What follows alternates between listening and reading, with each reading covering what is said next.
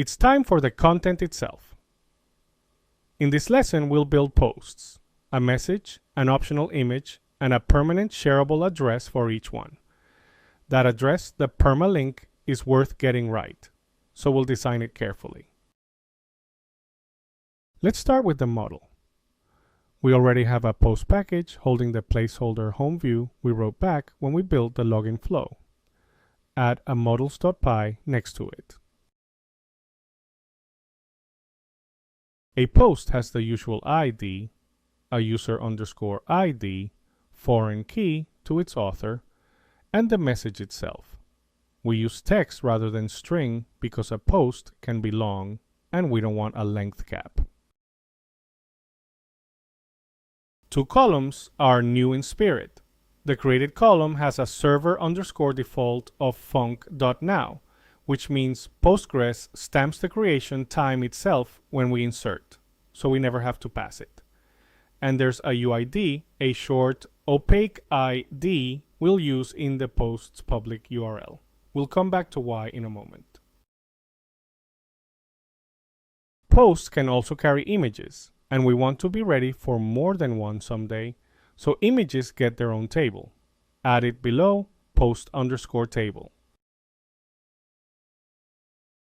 Each row is one image belonging to a post, with the same timestamp image _ID trick we used for avatars, plus its scaled width and a position so multiple images keep their order.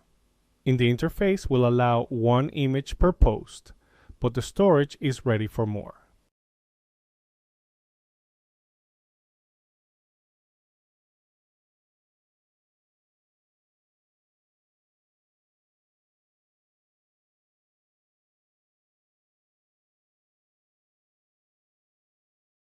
Now those two URL pieces, the UID and the slug. Both belong in utils, helpers, py. The slug is cosmetic, but the UID has a real requirement. It has to be unique every time for as long as this application runs. Generating a few random characters and hoping the database's unique index catches a repeat is not a design, because the day it fires, someone loses a post to an error they can do nothing about. This is a solved problem, so we are not going to solve it again. Twitter's answer is called a snowflake, an ID built so that separate processes cannot produce the same one, and there is a small maintained Python package for it. Declare it the same way we declare every package. Then rebuild the web image so the package lands inside the container. Now wire it into utils, helpers, py. Two new imports at the top, OS and the generator itself. And the two helpers at the bottom of the same file. The generator is an iterator, so next hands back the next ID. Two things matter for us. Instance ID is the one setting you must get right in production, because every process minting IDs needs its own, and the hex formatting turns a long number into 16 URL-friendly characters that happen to sort by age. One caveat worth knowing: a snowflake is not a secret, so it identifies a public post perfectly well and should never be used where you need a token nobody can guess.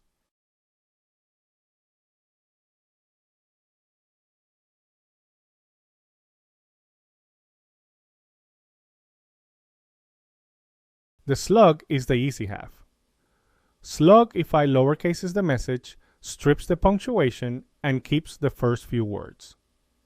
Only the UID is ever used for lookup, which buys us a trick later. If the slug in the URL is stale or missing, we can redirect to the correct one instead of returning a 404.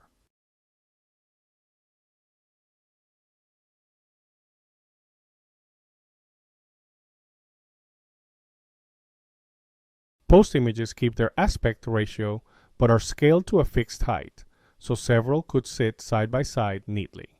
That's a different transform than the square crop we used for avatars, so let's add it to utils, imaging, py. It's the same wand pattern as before, but instead of cropping to a square, transform, resize for 200, scales the image to 200 pixels tall, and keeps the width proportional. It returns both the image ID and the resulting width, which we store so the layout knows how much room to leave.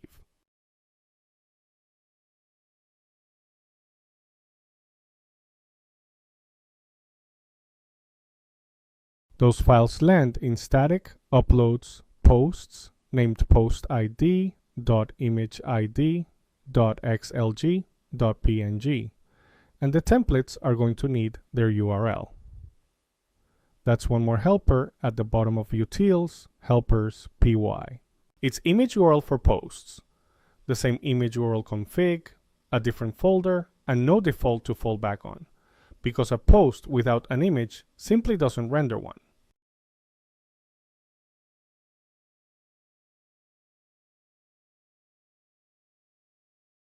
The post form is short. Let's create forms py inside the post package. A required message limited to 500 characters, and an optional image with the same image-only validation we used for avatars. Nothing new here, which is the point. Once you know Quart with forms, every form you write follows this same shape.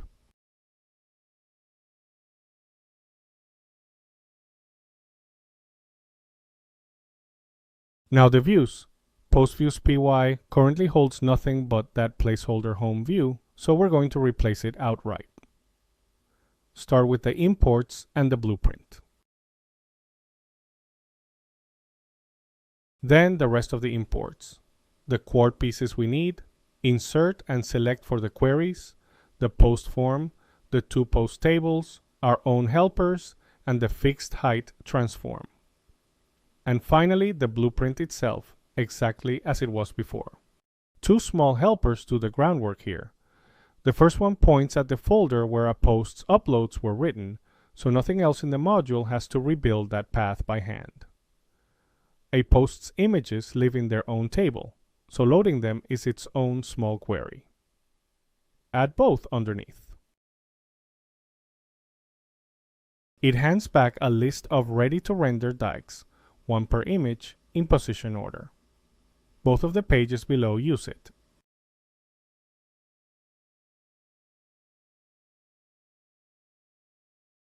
Now the home page, which shows the post form. For now, it just lists your own recent posts, so we have something to look at. Next lesson, it becomes the real feed. If nobody's logged in, we send them to log in. Otherwise, we build an empty post form for the What's on Your Mind box and load the current user's 10 most recent posts, newest first.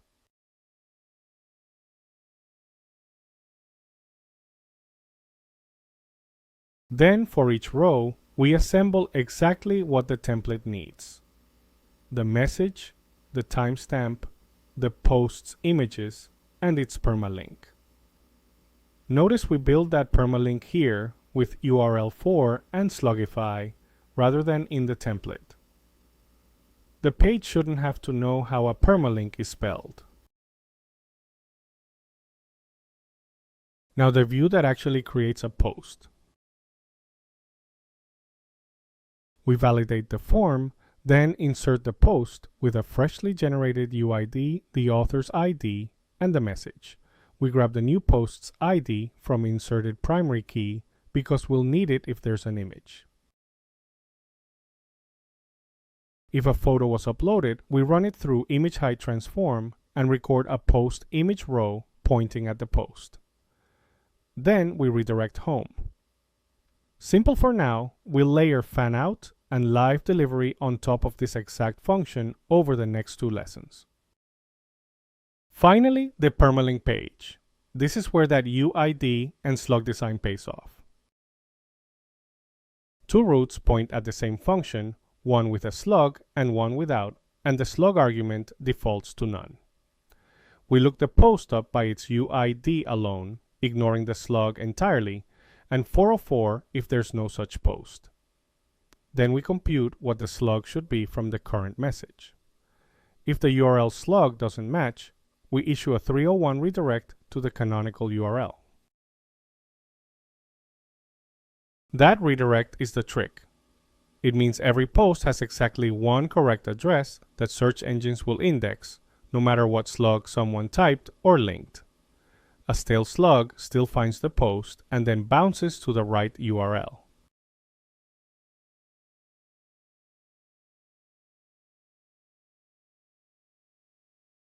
The blueprint is already registered in application.py from back when the placeholder homepage needed it, so there's nothing to do there. Alembic is a different story. It only sees the tables that something imports, so add the two new models to migrations, env, py.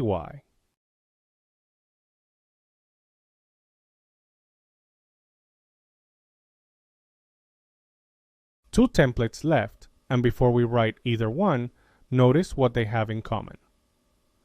The permalink page shows a post.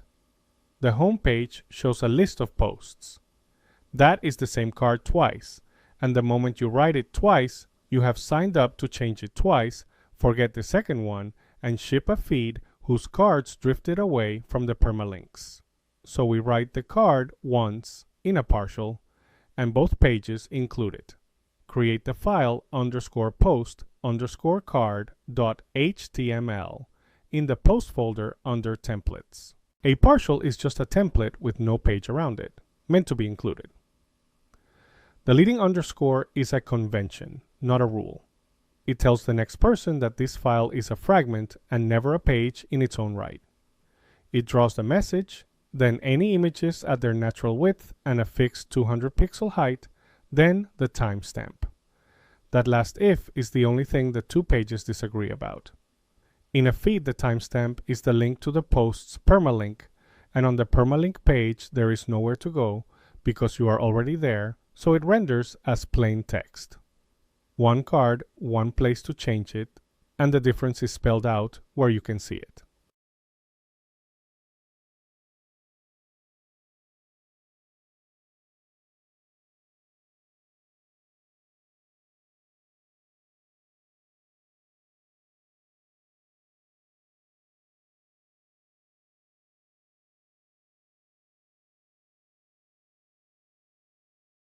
Now the permalink page itself is almost nothing.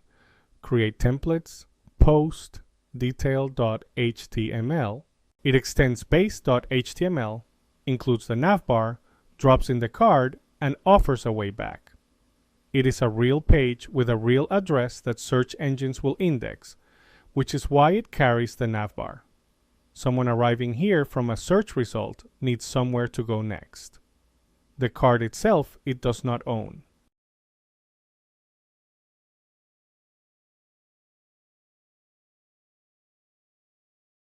Now the home page. The templates post home HTML file is still the friend feedlands here placeholder, so replace its inner column with the post form and a card per post.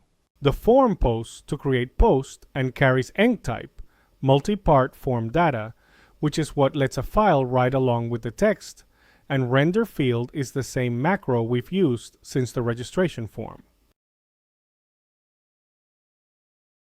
Then the loop, and this is the payoff for having written the card once. The body of the loop is a single include. That else branch on the for loop is a Jinja convenience. It renders when the list is empty, so a brand new account sees a nudge instead of a blank page. Each pass sets post, the partial renders that post, and because the feed's posts carry a permalink, their timestamps come out as links.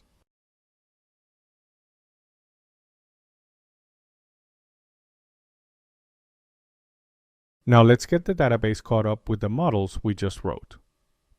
First, rebuild the web image so the container is running our new code. Then ask Alembic to compare the models against the database and write the migration for us. It finds two tables it has never seen before and generates a revision that creates them, and the upgrade applies it. The post and post image tables land in Postgres, and the app is ready to take its first post. Let's watch the whole thing work, boot the app, register, and log in.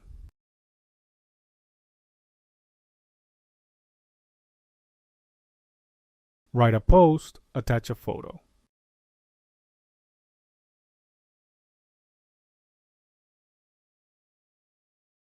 It shows up on your homepage with its image scaled to a tidy height, and clicking a timestamp takes you to that post's permalink.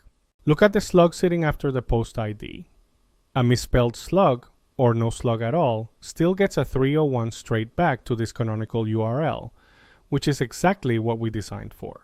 We have content. Now let's make it flow between users.